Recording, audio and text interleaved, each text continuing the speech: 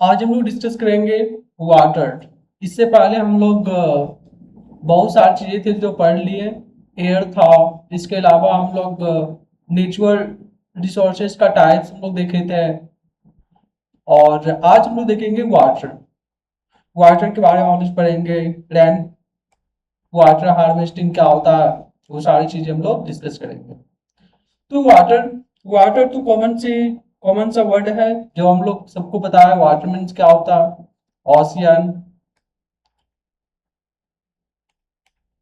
ocean, river, stream, lake, ponds, falls, polar ice cap, water vapor, collective form the hydrosphere। वहाँ पे जो भी हम लोग फॉर्म देखते हैं हाइड्रोस्फेयर का है। Hydrosphere means water. Hydrosphere comprise of water which is an inexhaustible natural resources. और ये किस प्रकार से है? इन एक्सहॉस्टिबल नेचुरल रिसोर्सेज, अर्थात ये अनलिमिटेड मात्रा में हमारे पास अवेलेबल है। अर्थ covered by ocean which is contain 97.5% of total water। जो अर्थ को भी कवर कर रखा है ओशियन, लगभग कितना? जिसमें 97.5% वाटर है।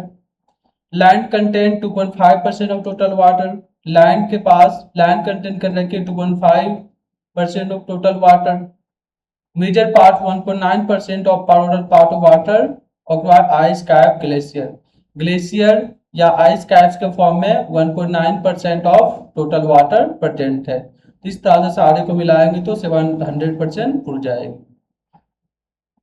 रिमेनिंग जो 0.6% है टोटल, वो हमारे लाइफ को सपोर्ट करती है वाटर, जिसे हम लोग फ्रेश वाटर बोलते हैं।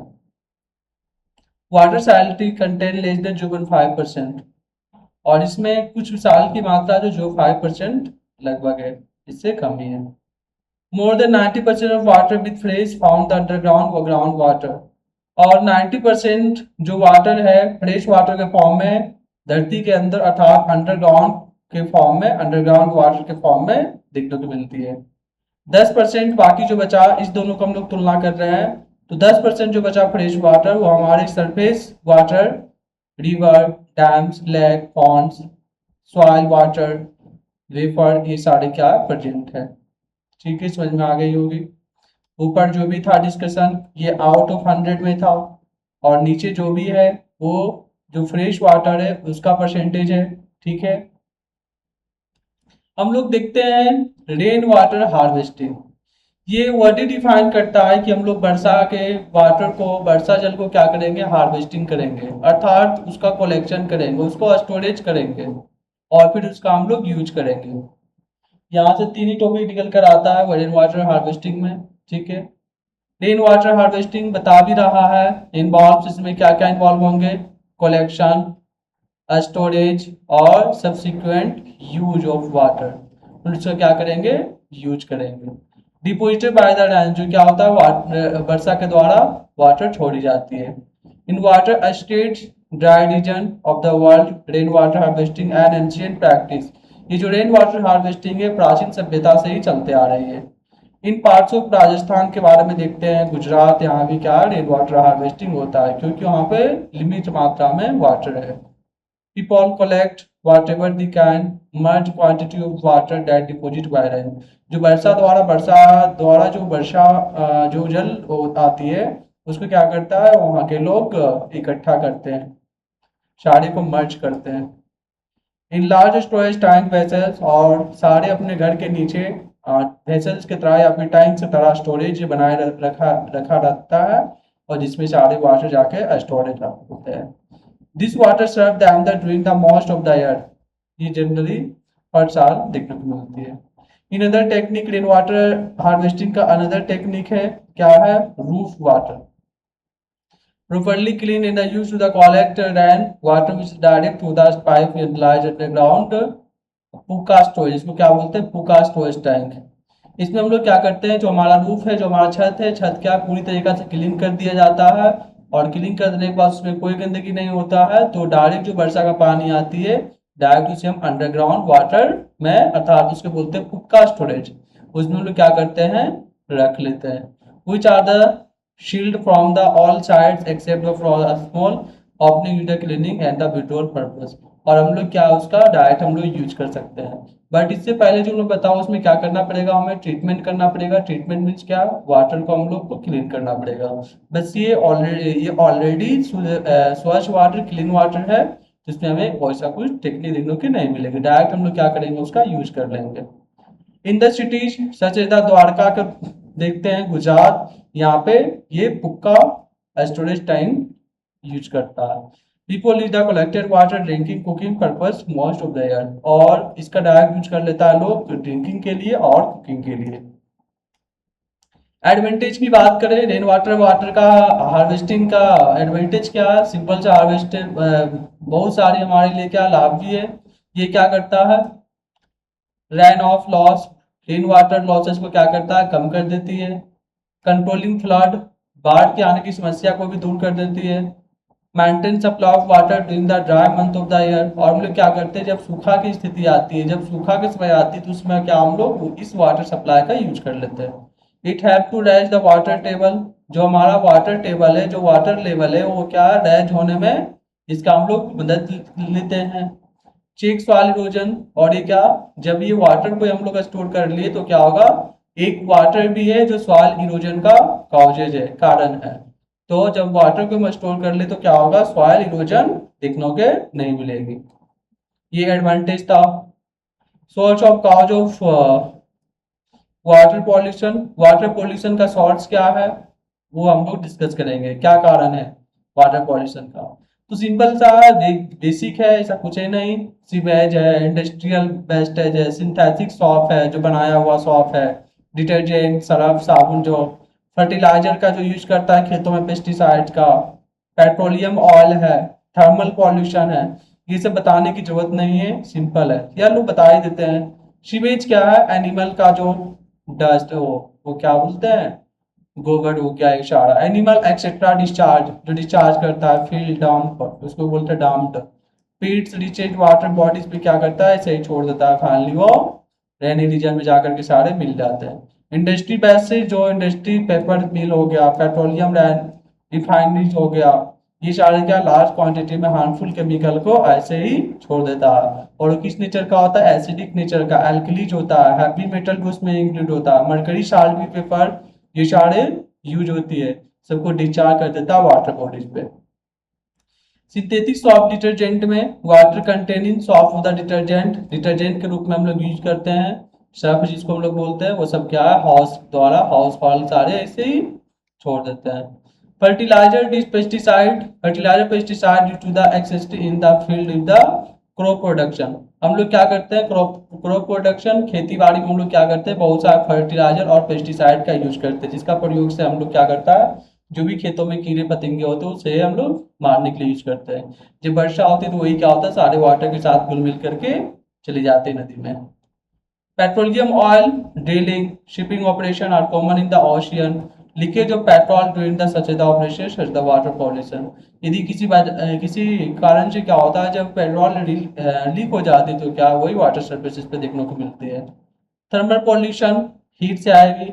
डिस्चार्ज ऑफ हॉट वाटर, जो गर्म पानी होता है, डायरेक्ट हम लोग क्या जो इंडस्ट्री या फिर थर्मल प्लांट से निकल रहा होता है, डायरेक्ट हम लोग क्या करते हैं, उसे वाटर बॉडीज पे अर्थात नदी में छोड़ देते हैं, फिर वहां से हम लोग ठंडा पानी लेते हैं। तो इस सिचुएशन में क्या होता है, जो वो हॉट वाटर है वो क्या करेगा, एक्वेटिक एनिमल को हार्मफुल पहुंचाएगी, और ऑक्सीजन भी क्या होगा, डिक्रीज हो जाएगी। ठीक है, ये था वाटर पॉल्यूशन का सोर्स, कारण। अब इसके बाद है harmful effect of water pollution. क्या इफेक्ट देखने को मिल सकती है वाटर पॉल्यूशन से, तो सिंपल सिंपल सा टॉपिक से हम लोग डिस्कस कर लेते हैं। पहला क्या, ह्यूमन डिजीज, ह्यूमन डिजीज रोग फैलेगी। डिस्टरबेंस, इकोलॉजिकल वायलेंस, जो हमारा इकोलॉजिकल वायलेंस है, जो पारिस्थितिक संतुलित संतुलित है ना, जो वायलेंस वो क्या बिगड़ जाएगी। Remove the desirable substances from the water body, जो हमें चाहिए एक्चुअल में वो सारे क्या होगा, घट जाएगी। Effect of harmful thermal pollution, change the temperature, जो जो थर्मल पॉल्यूशन है, जो चेंजेस वो क्या कर सकता है, टेम्परेचर को चेंजेस कर सकती है। Destruction use the micro organism का हम लोग क्या देख सकते हो वहाँ पे। यूट्रोफिकेशन बताएंगे क्या है। ये सारा क्या हम लोग टॉपिक देखने वाले हैं। Harmful effect of water pollution, तो क्या हार्मफुल इफेक्ट पड़ सकते हैं। पहला है ह्यूमन डिजीज, तो पैथोजेंस जो रोग फैलाता है। बायोलॉजिकल पॉल्यूटेंट ऑफ वाटर, है ना, हम लोग क्या देख सकते हैं वाटर में जो पॉल्यूटेंट्स होते हैं, पॉल्यूटेंट्स यानी जो गंदगी फैलाता है। The are the include the virus, और ये सारे क्या है virus, bacteria, fungi, protozoa, helminth, nematodes, ये सारे क्या है इंक्लूड हो जाती है। दी का the fluid the disease in the humus, human typhoid, वही क्या है ह्यूमन में typhoid, cholera, dysentery, jaundice, hepatitis, ये सब का कारण बनता है। इसके बाद disturbance in the ecological balance, the pollutant can the encourage the growth of the some life form, the can harm the other life forms। जैसे ही वाटर पॉल्यूटेड होता है तो क्या होता है बहुत सारे जीव ऐसा है जिनका क्या लाइफ डिसबैलेंस हो जाती है। फॉर एग्जाम्पल के एक्वेटिक एनिमल जितने भी जल में रहते हैं वो सारे जब डिसबैलेंस हो गए तो उससे क्या होगा सारा इकोलॉजिकल सिस्टम भी डिसबैलेंस हो जाएगी। Remove of desirable substances from the water bodies with the increase in the amount of the oxygen, organic wastage water, bacteria multiple rapidly available oxygen lack of the oxygen like the in the environment। अब क्या होगा जब हम लोग गंदगी को water में छोड़ेंगे तो उस गंदगी में जो हमारा क्या बहुत सारे उसमें बैक्टीरिया होंगे, वायरस होंगे, माइक्रोब्स होंगे। जब वो सारे वाटर पे आएंगे तो क्या होगा वाटर में जो एक्चुअल मात्रा में ऑक्सीजन की मात्रा हो सब क्या करेंगे उसे कंज्यूम कर लेंगे। तो हमारे पास वाटर तो रहेगी बट वो क्या रहेगा ऑक्सीजन लेस वाटर होगा, अर्थात ऑक्सीजन की कम मात्रा होगी।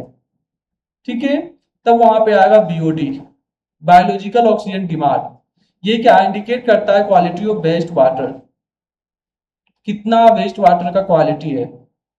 BOD refer to the amount of the dissolve oxygen, और ये भी रेफर करता है कि जल में कितने परसेंट ऑक्सीजन डिसॉल्व है needed by the bacteria decompose the organic waste present in water, और कितना बैक्टीरिया वायरस जो भी इंक्लूड है क्या वो डिकम्पोज कर लिया है। Express by the milligram oxygen, हम लोग क्या मिलीग्राम में डिस्कस करते हैं लीटर ऑफ द वाटर, अर्थात लीटर में कितने मिलीग्राम ऑक्सीजन का लेवल घट गया है। ठीक है, ये बीओडी दिखाता है। अब big organic waste of BOD less than 1500 mg per litre strong है the higher than the this. एक दिया है एक सिंपल सा रेशियो दिया है BOD less than 1500 milligram per litre होना चाहिए, यदि से ज्यादा हुआ तो फिर दिक्कत है। Effect of thermal pollution change in temperature, thermal pollution से क्या होता है टेम्परेचर चेंज दिखने मिलती है। अब एक्वेटिक एनिमल को टेम्परेचर चाहिए वाटर का टेम्परेचर 10 डिग्री सेल्सियस, अब थर्मल आने से क्या हो जाएगा वहां पे 30 डिग्री हो जाएगा तो क्या होगा सारे जो एक्वेटिक एनिमल है उसके लिए हार्मफुल हो जाएगा वाटर।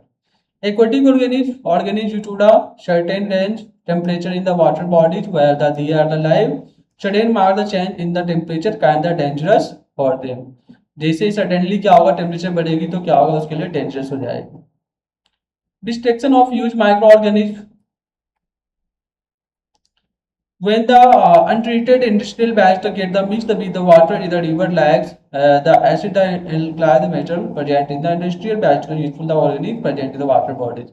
हम लोग आजकल क्या देख रहे हैं कि जो भी इंडस्ट्री होता है जो भी उससे गंदगी निकल रहा हो क्या विदाउट ट्रीटमेंट, अर्थात बोल सकते हो उसमें एसिड की मात्रा, एल्कलीज की मात्रा, मेटल्स की मात्रा ऐसे प्रेजेंट होता है उसे वाटर बॉडीज पे डिस्ट्रॉय कर देता है, उस वाटर बॉडीज पे छोड़ देता है। तो इससे क्या होगा बहुत सारे डिजीज देखने को मिलेगी। फॉर एग्जाम्पल एक कंट्री था नाम तो याद नहीं है, वहां पे क्या हुआ था कि जो पारा HG है उसकी शायद उसमें ज्यादा लेवल की मात्रा बढ़ गई थी तो जिससे क्या हुआ जो उस तालाब में रहने वाली मछलियां थी सारी मछलियां वो सारे जो हैवी मेटल्स जो भी वहां से उसको कंज्यूम कर लिया और उस मछलियां को कंज्यूम किया सिटी के लोग, शहर के लोग जो आसपास के थे। तो फाइनली एक ऐसा सिचुएशन आया आफ्टर सम टाइम क्या हुआ कि सारे वहां के लोग क्या मीना माटा रोग से ग्रसित हो गया। मीना माटा रोग से क्या होता है कि ब्रेन का जो नर्वस सिस्टम है पूरी तरीके से डैमेज कर देती है। उसके बाद है eutrophication, eutrophication is the process, एक प्रोसेस है in which the dissolve oxygen water get the reduce the excessive growth of the algae.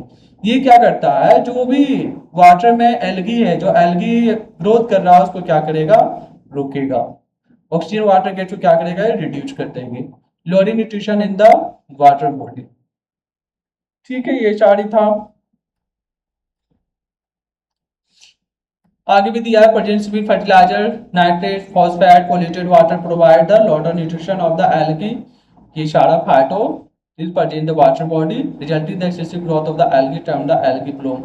और यदि जो ऐसा नहीं होता तो क्या होता है, देखते हम लोग आफ्टर सम टाइम्स क्या होता है कि सारे समुद्र में एल्गी से फैल जाता है, जिसको हम लोग बोलते हैं शैवाल। तो उसको बोलते हैं एल्गी ब्लूम। एल्गी क्या होगा, ब्लूम हो गया, फैल गया तेजी से। Algae substituted die aromatic decomposer become the active. और जैसे ही एल्गी बढ़ेगी तो क्या होगा, जो भी एरोबिक होगा अर्थात एक्वेटिक होगा वो सब क्या होगा, ये मारना स्टार्ट कर देती है।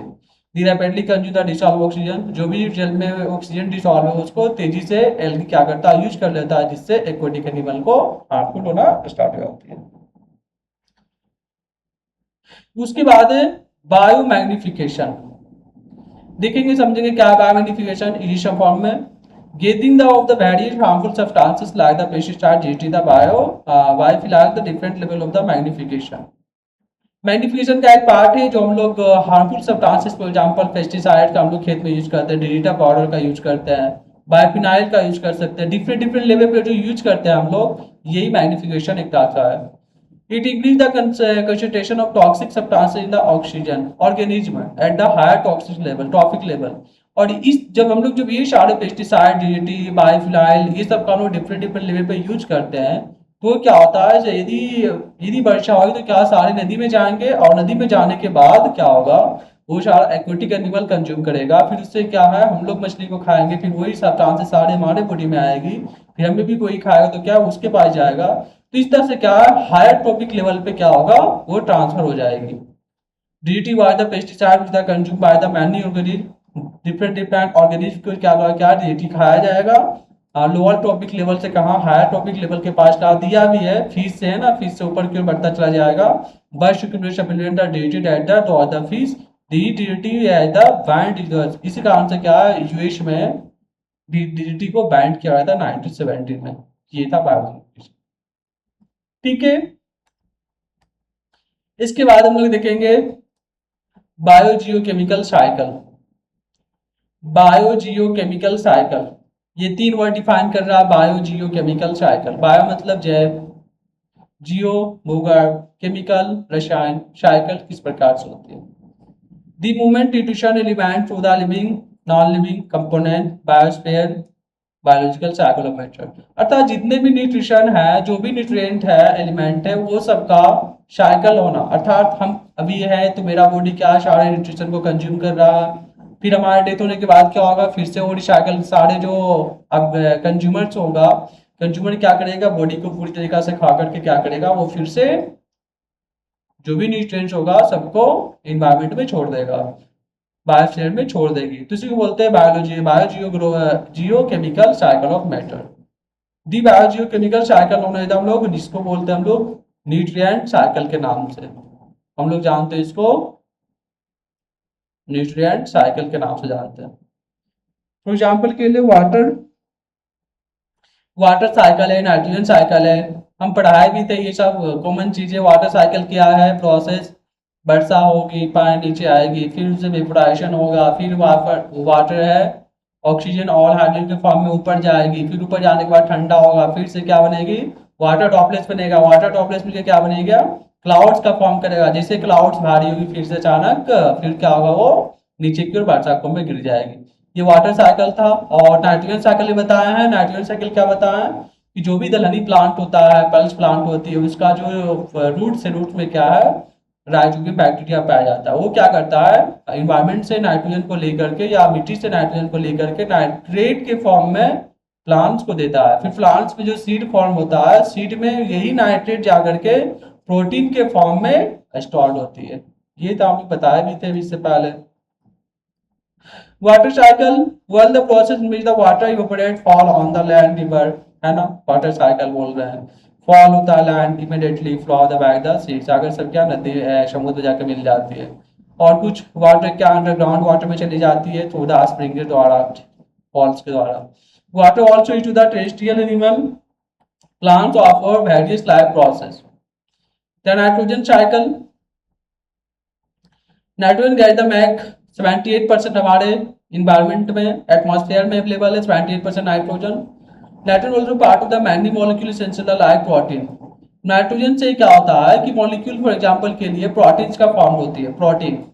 The first step in both the fixation conversion atmospheric inert nitrogen into the usual nitrogen.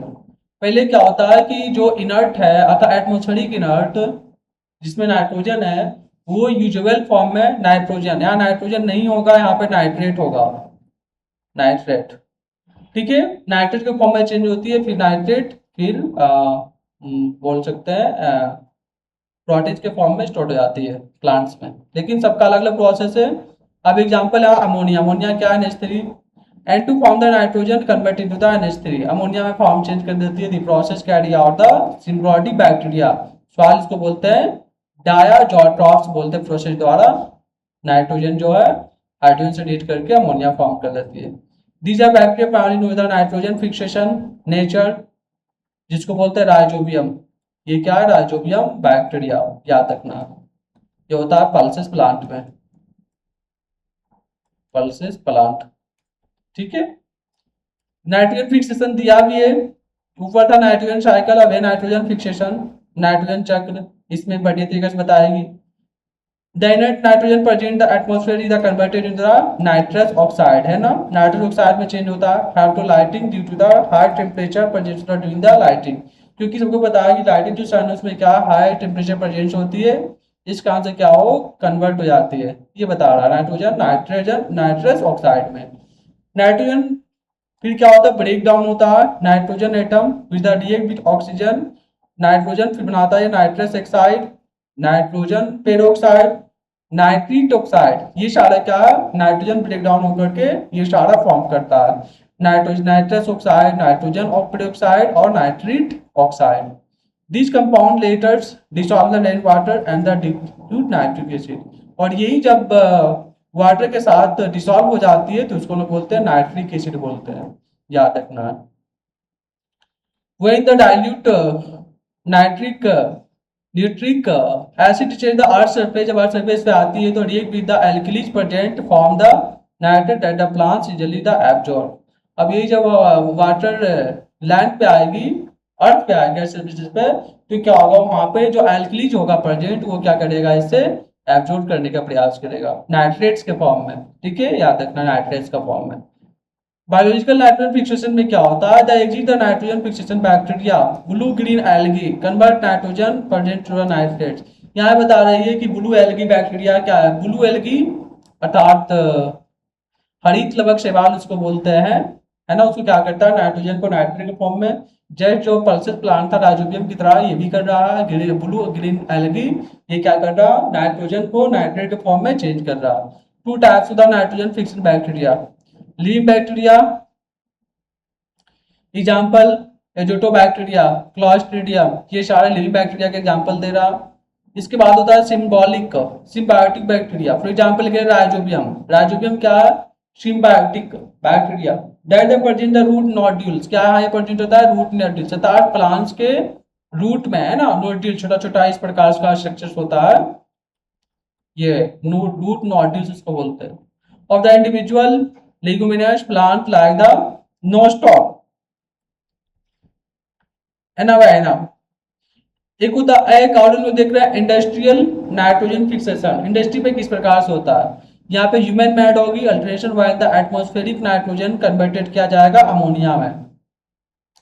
Industry में क्या करेंगे हम लोग, जो नाइट्रोजन है उसे हम लोग क्या करेंगे, ह्यूमन के द्वारा क्या होगा आर्टिफिशियली रूप में नाइट्रोजन को चेंज किया जाएगा अमोनिया के फॉर्म में।